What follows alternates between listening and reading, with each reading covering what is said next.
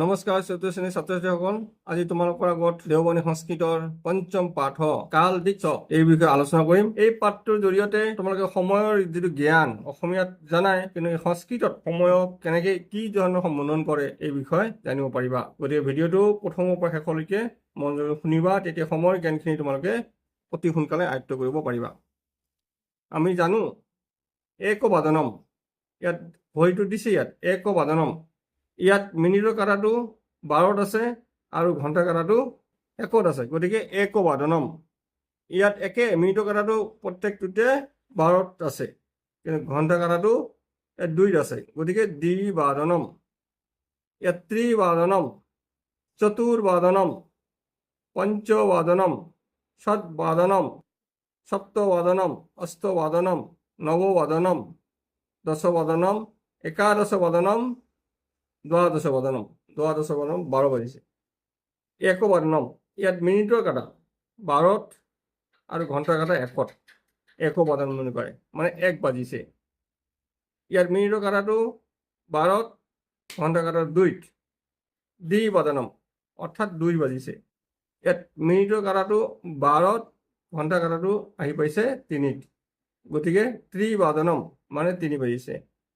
ইয়াত চতুৰ্বাদনম, মিনিটৰ কাটা 12তে আছে আৰু ঘণ্টা কাটা 4ত আছে, গতিকে চতুৰ্বাদনম, মানে 4 বাজিছে। পঞ্চবাদনম, মিনিটৰ কাটা 12ত আৰু ঘণ্টা কাটা যদি 5ত থাকে তেনেহ'লে পঞ্চবাদনম, অৰ্থাৎ 5 বাজিছে।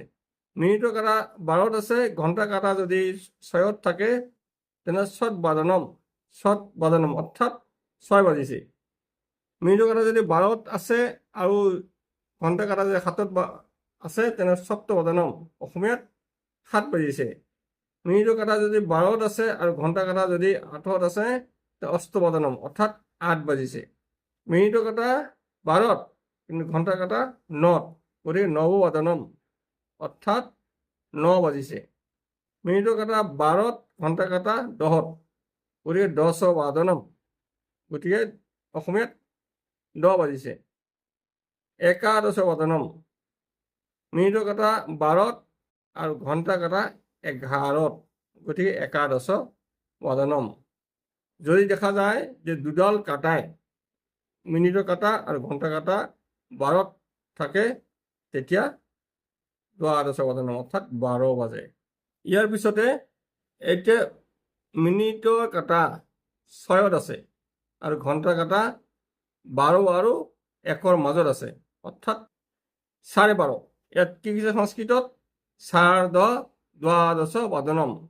12 হ'লে কি হয় দ্বাদশবাদনম, আৰু আধা আছে 12:30, সেইকাৰণে সাৰ্ধ দ্বাদশবাদনম। ইয়াত আছে ঘণ্টাৰ কাটা 10 আৰু 11ৰ মাজত আৰু মিনিটৰ কাটাটো 6ত আছে, মানে আধা 10 বাজি 30 মিনিট বা 10:30 বাজিছে, গতিকে সাৰ্ধ দশবাদনম। আৰু ইয়াত আছে মিনিটৰ কাটা 6তে আছে আৰু ঘণ্টা কাটা 2 আৰু 3ৰ মাজত, মানে 2:30 বাজিছে, গতিকে সাৰ্ধ দ্বিবাদনম, মানে 2:30 বাজিছে। ইয়াত যদি আমি লক্ষ্য কৰোঁ ঘণ্টা কাটা 5 আৰু 6ৰ মাজত আৰু মিনিটৰ কাটাটো 6ত আছে, মানে আধা, গতিকে 5:30, 5 আৰু 6ৰ মাজত হ'লে 5:30, 5:30 বুলি কওঁ। সংস্কৃতত কি বুলি কয় সাৰ্ধ পঞ্চবাদনম, 5:30 বাজিছে। ইয়াত আছে ঘণ্টাৰ কাটাটো 3 আৰু 4ৰ মাজত আৰু মিনিটৰ কাটা 6ত আছে, মানে 3:30, গতিকে সাৰ্ধ ত্ৰিবাদনম, মানে 3:30 বাজিছে। ইয়াত ঘণ্টাৰ কাটা 6 আৰু 7ৰ মাজত আছে আৰু মিনিটৰ কাটাটো 6ত আছে, গতিকে 6:30, 6 আৰু 7ৰ মাজত থাকিলে ঘণ্টা কাটা 6:30 বাজিছে, গতিকে সাৰ্ধ ষটবাদনম।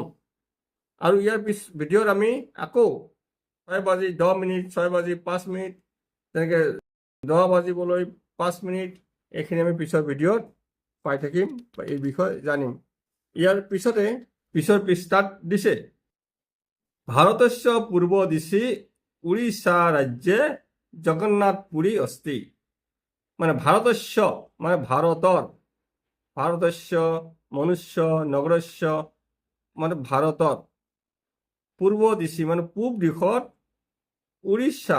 উৰিষ্যা ৰাজ্যৰ জগন্নাথ পুৰী, অর্থাৎ ভারতের পূর্ব দিশে উড়িষ্যা রাজ্যে জগন্নাথ পুরী অস্তি। ভারতের পূব দিশত উড়িষ্যা রাজ্যত জগন্নাথ পুরী আছে, অস্তি মানে আছে।